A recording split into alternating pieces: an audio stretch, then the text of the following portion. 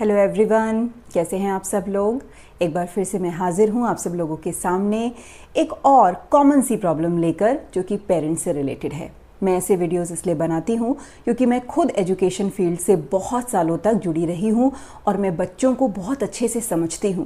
तो कई बार जो बच्चे कुछ प्रॉब्लम्स फेस करते हैं या पेरेंट्स उनके साथ एडजस्टमेंट में प्रॉब्लम फेस करते हैं, तो मुझे लगता है कि इन प्रॉब्लम्स को दूर किया जा सकता है अगर शायद थोड़ी सी गाइडेंस दे दी जाए। तो जहाँ तक मुझे समझ में आता है उतनी गाइडेंस देने की मैं कोशिश ज़रूर करती हूँ और उम्मीद करती हूँ कि शायद कुछ पेरेंट्स को और बच्चों को इससे फ़ायदा हो। तो आज जो मैं आप लोगों के सामने एक नया कंसर्न लेकर आई हूँ, आजकल बहुत ज़्यादा देखने में आया है। जैसे बच्चे जो पढ़ाई में काफ़ी ज़्यादा अच्छे होते हैं, इंजीनियरिंग क्लियर करने के बाद या मेडिकल एग्ज़ाम क्लियर करने के बाद या और अच्छे कम्पिटिटिव एग्ज़ाम्स क्लियर करने के बाद में वो बच्चे हॉस्टल चले जाते हैं, अच्छे से शुरुआत करते हैं। अब इतने इंटेलिजेंट बच्चे अपनी लाइफ में रहे हैं जिन्होंने इतने बड़े बड़े कंपटीशन एग्ज़ाम्स को क्लियर किया है, तो बट ऑब्वियस है वो बच्चे बहुत हेड स्ट्रॉन्ग हैं, इंटेलिजेंट हैं, तभी तो वहाँ तक पहुँचे हैं। लेकिन कुछ समय के बाद बहुत सारे केसेस मैंने देखे जिसमें बच्चों का मन या तो पढ़ाई से हटने लगा या कुछ बच्चे तो बैकआउट करके ही आईआईटी या इंजीनियरिंग ऐसी जगहों से वापस आ गए क्योंकि हॉस्टल में वो एडजस्ट नहीं कर पा रहे थे। क्या यही सच में प्रॉब्लम थी? उनके पेरेंट्स को लगता है कि शायद ये पढ़ाई का प्रेशर नहीं डील कर पाए या इतने हाई लेवल की पढ़ाई इनसे नहीं संभल पाई, ये एडजस्ट नहीं कर पाए, इसलिए ये लोग वापस आ गए। और कहीं ना कहीं वो लोग अपने ही बच्चों को उस बारे में ज़्यादा समझाना शुरू करते हैं या डांटना शुरू कर देते हैं। लेकिन मुझे ऐसा लगता है कि प्रॉब्लम कहीं और है। हो सकता है कि वो बच्चे वहाँ कोई बड़ी प्रॉब्लम फेस कर रहे हों। हो सकता है कि वहाँ पर दूसरे बच्चों के साथ डील करने में उन्हें प्रॉब्लम इसलिए आ रही है क्योंकि सभी बच्चे एक जैसे नहीं होते।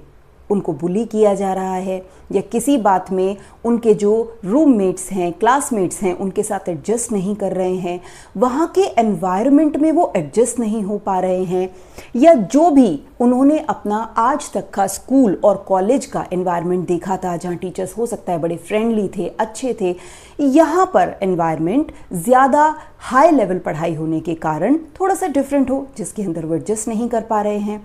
और एज अ रिज़ल्ट क्या होता है कि बच्चों का माइंड पढ़ाई की तरफ से हटकर इन एडजस्टमेंट्स में लग जाता है और वहीं धीरे धीरे धीरे धीरे वो कहीं ना कहीं एक डिसलाइकिंग को क्रिएट करने लग जाते हैं और लास्ट में जाकर बहुत सारे बच्चे क्विट भी कर देते हैं।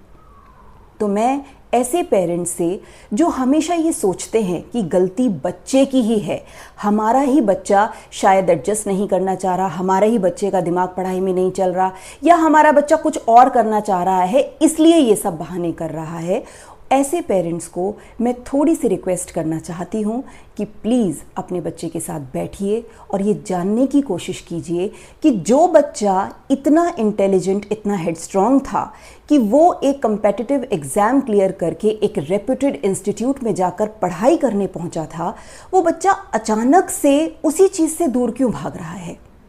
कोई तो कारण होगा।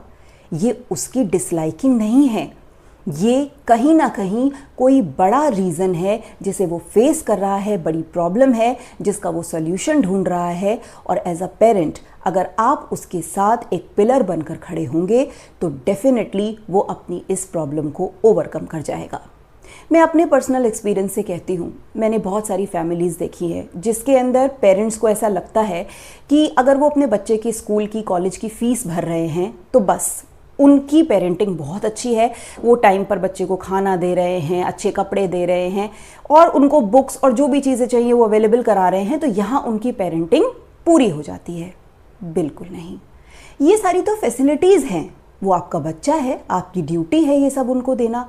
तो यहाँ पेरेंटिंग कैसे पूरी हो गई? यहाँ तो पेरेंटिंग शुरू भी नहीं हुई सर या मैडम। अभी तो पेरेंटिंग के अंदर आपको अपने बच्चे के साथ मेंटली कनेक्ट होने की ज़रूरत है।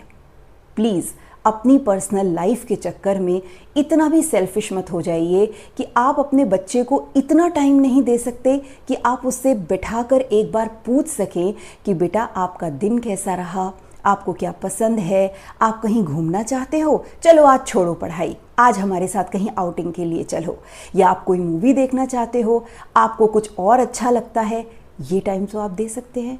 मगर नहीं, कुछ पेरेंट्स को लगता है कि सिर्फ फैसिलिटीज़ बच्चे को प्रोवाइड करा देना ही सब कुछ है, क्योंकि वो तो अपने ऑफिस में, अपने कामों में बहुत ज़्यादा बिजी रहते हैं। बिजी कौन नहीं है आज की लाइफ में? टाइम निकालना पड़ता है, क्योंकि जो बच्चा है ना, उसकी फाउंडेशन आपको बनानी है। अगर आप फाउंडेशन ही वीक कर देंगे तो बच्चा स्ट्रांग कैसे बनेगा? ये मैं अपने पर्सनल एक्सपीरियंस से कह रही हूँ, क्योंकि मैंने खुद, जब मैं एजुकेशन फील्ड में मैंने इतने साल काम किया, तो मैंने बच्चों से उनकी प्रॉब्लम्स को सुना है, बच्चों के मन को टटोला है, और ये पाया कि वो बच्चे सिर्फ थोड़ा सा टाइम चाहते हैं अपने पेरेंट्स से। तो मैं आप लोगों से भी रिक्वेस्ट करना चाहती हूँ, थोड़ा सा अपनी गॉसिपिंग को कम कर दीजिए, अपने फ़ोन पर अपने दोस्तों से बात करना कम कर दीजिए। आप अपनी ऑफिस की ट्रिप, यहाँ जाना वहाँ जाना, थोड़ा सा अपने लिए सेल्फिश होना कम करके बच्चे के लिए अगर आप ज़्यादा इंक्लाइंड होंगे, तो मुझे ऐसा लगता है आपकी कनेक्टिविटी आपके बच्चे के साथ इतनी हाई लेवल की होगी कि शायद अगर वो बाहर कहीं हॉस्टल में पढ़ाई के लिए जाता है तो उसे वहाँ किसी और की ज़रूरत नहीं है मेंटली कनेक्ट होने के लिए, क्योंकि उसको पता है कि मेरा कनेक्शन मेरे घर पर है, सिर्फ एक कॉल दूर है। अगर मैं एक कॉल करूं तो मुझे मेरी सारी प्रॉब्लम्स का सॉल्यूशन मिल सकता है। यहाँ तक कि अगर मैं बड़ी प्रॉब्लम में हूं तो यहाँ पर कुछ ही देर के अंदर मेरे पेरेंट्स अवेलेबल होंगे मेरी सारी प्रॉब्लम्स को दूर करने के लिए। तो जब बच्चे को आपका ये मेंटल कनेक्शन मिलता है, तभी बच्चा अपनी लाइफ में ग्रो करता है। और मैं सच बताऊं, एक पेरेंट की जीत तभी होती है जब उसका बच्चा लाइफ में ऊंचाइयों को हासिल करता है। तो क्यों ना ये जीत हम सब हासिल करें एज अ पेरेंट। तो मैं आप सब लोगों से रिक्वेस्ट करना चाहती हूँ, प्लीज़ अपने बच्चों के साथ थोड़ी सी कनेक्टिविटी बढ़ाइए और अपने लिए टाइम थोड़ा कम करके बच्चे के लिए टाइम बढ़ाइए। देखिए, सारी प्रॉब्लम्स का सॉल्यूशन आपको खुद ही मिल जाएगा। Thank you.